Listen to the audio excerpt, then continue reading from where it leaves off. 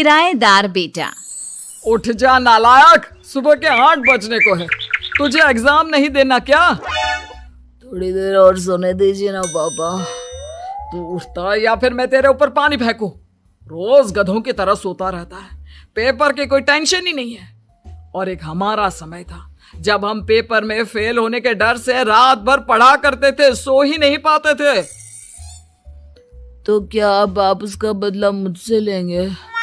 मैं 15 मिनट बाद उठ जाऊंगा, आप प्लीज जाइए, मुझे डिस्टर्ब मत कीजिए। इतना कहकर रौनक रजाई ढककर फिर से सो जाता है। तू वैसे नहीं मानेगा, रुक मैं अभी पानी लेकर आता हूँ।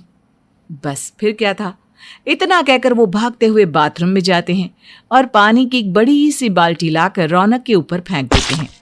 पानी पड़ते ही रौनक झट से उठ जाता है। ये आपने क्या किया पापा? अब तो उठेगा नहीं तो यही करना पड़ेगा ना।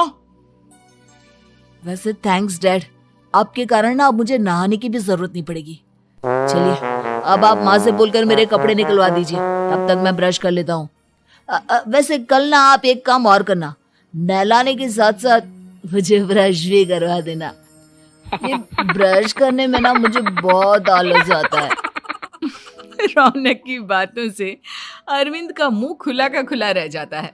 वो अपनी पत्नी कमला के पास जाता है और रौनक की हरकतों के बारे में बताता है, जिसे सुन उसकी पत्नी हंसने लगती है। तुम अपने बेटे को समझाने के बजाय हंस रही हो। रौनक बच्चा है, धीरे धीरे सुधर जाएगा। आप क्यों उसके पीछे पड़े रहते हो? अभी नहीं सुधरेगा तो कब सुधरेगा? 10वीं क्लास में है रौनक, वो अब कोई बच्चा नहीं रहा। अरविंद के इतना बोलते ही वहां रौनक भी आ जाता है। क्या डैड, मैंने आपको एक काम दिया था, वो भी नहीं हुआ आपसे। अरे क्या हुआ बेटा? माँ, मैंने डैड से बोला था कि वो आपको बोलकर मेरे स्कूल की यूनिफॉर्म निकाल दे, लेकिन मेरे पीछे पड़ने के अलावा इनसे एक काम ढंग से नहीं होता। देख रही हो कमला, देख रही हो अपने लाडले को? अरे आप चुप रहिए जी। चलो बेटा, मैं तुम्हें कपड़े निकाल कर दे देती हूँ। बस ऐसे ही साल पर साल बीतते जाते हैं, लेकिन रौनक के रवैये में कोई बदलाव नहीं आता। वो पहले से भी ज्यादा आलसी और पूरी तरह अपने माता पिता पर निर्भर हो जाता है। 2 साल बाद पता नहीं कहाँ गायब रहता है पूरे दिन। अब तक तो आ जाना चाहिए था। अरे आप इतनी फिक्र क्यों कर रहे हैं उसकी? दोस्तों के साथ खेल रहा होगा, आ जाएगा अभी। ये कोई टाइम है खेलने का? 10 बजने वाले हैं, इतनी रात में कौन खेलता है? कमला कुछ कहती उससे पहले ही रौनक वहां आ जाता है। मम्मी जल्दी से खाना लगा दो, बहुत भूख लग रही है। तुम्हें तब तक खाना नहीं मिलेगा जब तक तुम बता नहीं देते कि इतनी रात गए कहां से आ रहे हो। ओ प्लीज डैड, अब आप एसी पे प्रद्युमन बनकर मेरे सर पर बंदूक लेकर मत बैठ जाना। ये फालतू की बकवास बंद कर और बता कहां से आ रहा है। माँ अब समझाइए ना डैड को। बता देना बेटा, इनको भी तसल्ली हो जाएगी। आप बोल रही हैं तो बता देता हूँ। मैं दोस्तों के साथ मूवी देखने गया था, इसलिए देर हो गई। तो इन सब चीजों में मेरे पैसे उड़ाता है। कभी 1 रुपया कमाने के बारे में सोचा है तूने? जब देखो हवा की तरह पैसे उड़ाता रहता है। माँ अब आप इन्हें चुप करा दीजिए, वरना ना मुझे गुस्सा आ जाएगा। अच्छा क्या कर लेगा? बता ना क्या कर लेगा तू? वैसे बात तो ठीक ही है, मैं कर ही क्या सकता हूँ। पैसे तो फिर भी मैं आपसे ही मांगूंगा ना। चलिए अब ये सब बात छोड़िए और मम्मी मेरे लिए खाना लगा दीजिए। अभी लगा देती हूँ बेटा। मैं बता रहा हूँ कमला, एक दिन ये ऐसे ही बिगड़ जाएगा। ओफो, आप क्यों इतना पीछे पड़े रहते हो मेरे बच्चे के? बाद की बात में देखेंगे, अभी आप शांति से उसे खाना खाने देंगे। अगले दिन, डैडी मुझे 10,000 रुपए चाहिए। हाँ? अब इतने पैसे क्यों चाहिए तुझे? डैड आप बिना सवाल किए कभी पैसे नहीं दे सकते क्या? जब तक तू बताएगा नहीं तुझे पैसे भी नहीं मिलेंगे। अरे अब आप अपने बेटे को पैसे भी नहीं दे सकते? नालायक, तेरी उम्र के लोग नौकरी करते हैं और एक तू है जो नौकरी करने का नाम ही नहीं लेता कभी। आप लोगों के होते हुए भला मैं नौकरी क्यों करूं? अरे हम कब तक पैसे देंगे तुझे? तुझे भी तो अपने पैरों पर खड़ा होना होगा ना। कौन सा उधार के पैरों पर खड़ा हूं? अपने ही तो पैरों पर खड़ा हूं मैं। इसी तरह रौनक दिन प्रतिदिन लापरवाह होता जाता है।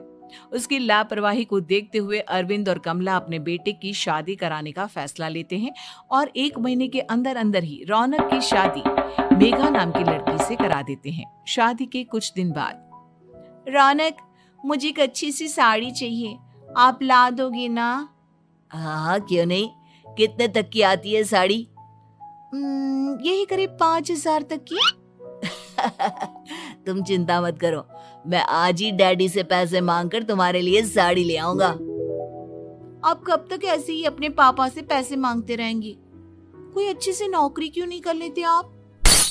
अरे डैड के होते हुए मुझे नौकरी करने की जरूरत ही क्या है? पर आप ऐसे कब तक उनसे पैसे मांगते रहेंगे? कुछ आपको अपने दम पर भी तो करना होगा ना। अब तुम भी बाकी लोगों की तरह मुझे ज्ञान देना शुरू मत कर देना। साड़ी चाहिए ना तुम्हें, मिल जाएगी बस। इतना कहकर रौनक अपने पिता से पैसे मांगने चला जाता है। डैडी, मुझे 5,000 रुपया चाहिए। अब 5,000 क्यों चाहिए तुझे? वो मेघा को साड़ी चाहिए थी। अरविंद आगे बिना कुछ कहे चुपचाप उसे पैसे निकाल कर दे देता है। कुछ दिन बाद, तुम्हें नहीं लगता कमला, रौनक हम पर पहले से भी ज्यादा डिपेंड हो गया है? मुझे तो अब उसके भविष्य की चिंता होने लगी है।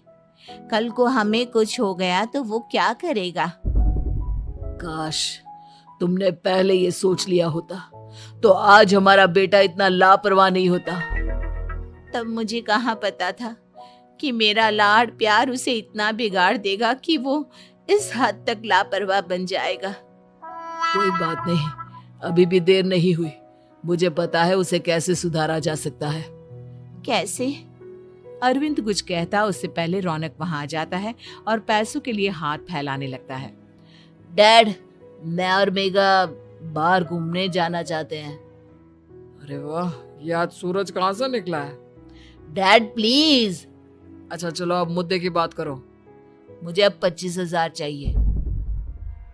अब तुम्हें 1 रुपया भी नहीं मिलने वाला। अगर तुम्हें पैसों की इतनी ही जरूरत है तो कोई ढंग की नौकरी कर लो।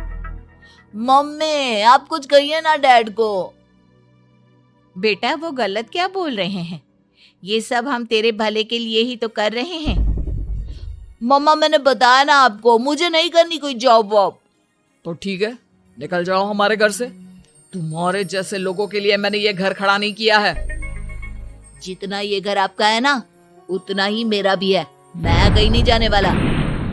जाना तो पड़ेगा ही तुझे, क्योंकि अब मैं तेरा कोई भी खर्चा नहीं उठाने वाला। ठीक है, मत उठाइए मेरा खर्चा, मैं अपने दम पर भी जी सकता हूँ। तो बेशर्मों की तरह अब तक यहाँ क्यों खड़ा है? अपना सामान ले और निकल जाए यहाँ से। रौनक पैर पटकते हुए वहां से चला जाता है। घर से निकालना जरूरी है क्या उसे? बिना पैसों के कौन रखेगा उसे किराए पर? अगर उसका भविष्य सुधारना है तो हमें अपने दिल पर पत्थर रखकर ये कदम उठाना ही होगा। दोनों बात कर रहे होते हैं कि रौनक अपनी पत्नी के साथ एक बड़ा सा बैग लेकर घर से निकल जाता है, लेकिन घर से बाहर उसे कोई भी मुफ्त में अपने घर किराए पर नहीं रखता। अंत में थक हार कर वो फिर से अपने घर चला जाता है। क्या हुआ? थोड़ी देर पहले तो दहाड़ते हुए घर से निकला था, अब क्या हुआ? नहीं रखा ना किसी ने तुझे किराए पर?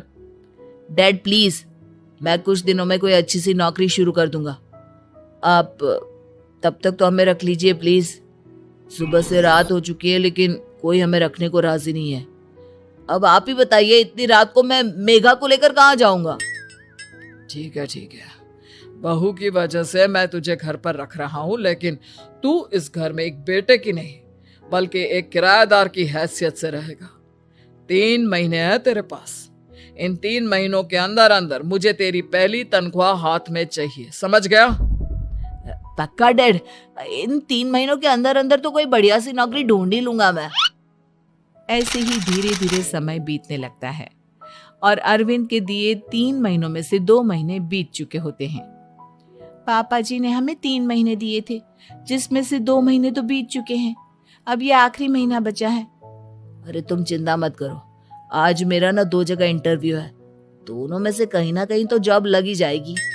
अच्छा, all the best. Raunak interview के लिए निकल जाता है, जिसके बाद शाम में रौनक घर आता है। कैसा गया इंटरव्यू? आपकी नौकरी लगी या नहीं?